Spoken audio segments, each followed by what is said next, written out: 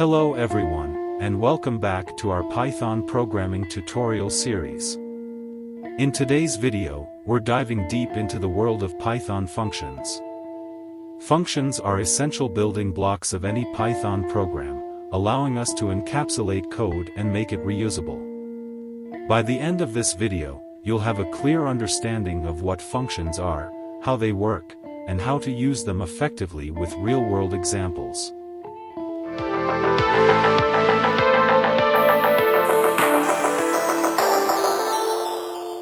What are functions? Let's start by understanding the concept of functions. A function in Python is a block of code that performs a specific task. It takes input parameters, processes them, and returns a result.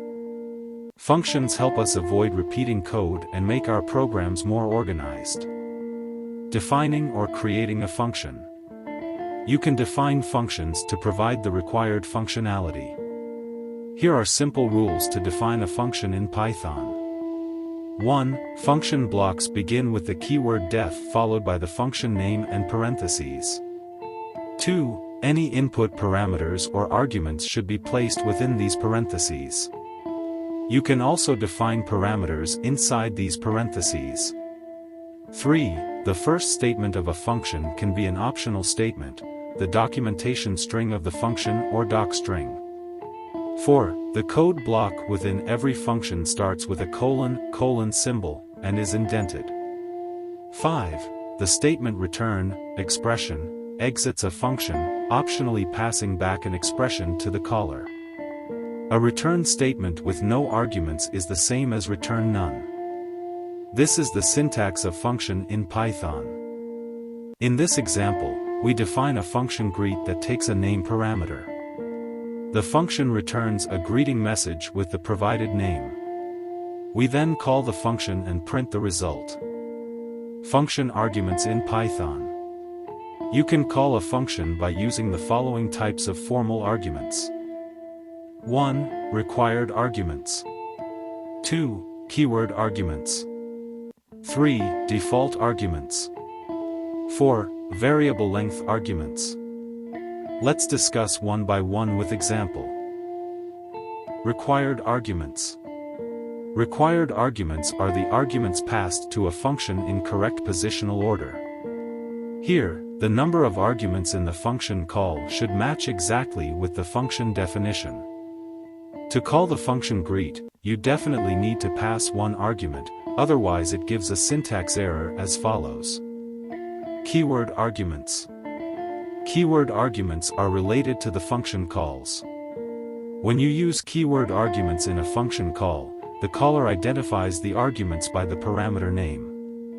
This allows you to skip arguments or place them out of order because the Python interpreter is able to use the keywords provided to match the values with parameters. The following example gives more clear picture. Note that the order of parameters does not matter.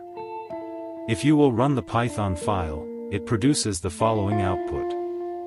Default arguments. A default argument is an argument that assumes a default value if a value is not provided in the function call for that argument. The following example gives an idea on default arguments. It prints default age if it is not passed. If you will run the Python file, it produces the following output. Variable length arguments. You may need to process a function for more arguments than you specified while defining the function. These arguments are called variable length arguments and are not named in the function definition, unlike required and default arguments. This is the syntax for a function with non-keyword variable arguments. An asterisk is placed before the variable name that holds the values of all non-keyword variable arguments. This tuple remains empty if no additional arguments are specified during the function call. This is the simple example. If you will run the Python file, it produces the following output. Anonymous functions in Python. In Python, anonymous functions are often referred to as Lambda functions. Lambda functions are small, unnamed functions that can have any number of arguments but only one expression. They are typically used for simple operations where a full function definition is not required. Lambda functions are defined using the lambda keyword, followed by the parameters and the expression. Here's the basic syntax of a lambda function. Here's an example of a lambda function that adds two numbers. Lambda functions are often used as arguments to higher-order functions like map, filter, and sorted to perform operations on iterables. It's important to note that while lambda functions are convenient for simple tasks, they should not be used for complex logic or extensive computations. For more complex scenarios, it's better to define named functions using the def keyword. Scope of variables in Python. All variables in a program may not be accessible at all locations in that program. This depends on where you have declared a variable. The scope of a variable determines the portion of the program where you can access a particular identifier. There are two basic scopes of variables in Python. 1. Global variables. 2. Local variables. Global versus local variables. Variables that are defined inside a function body have a local scope, and those defined outside have a global scope.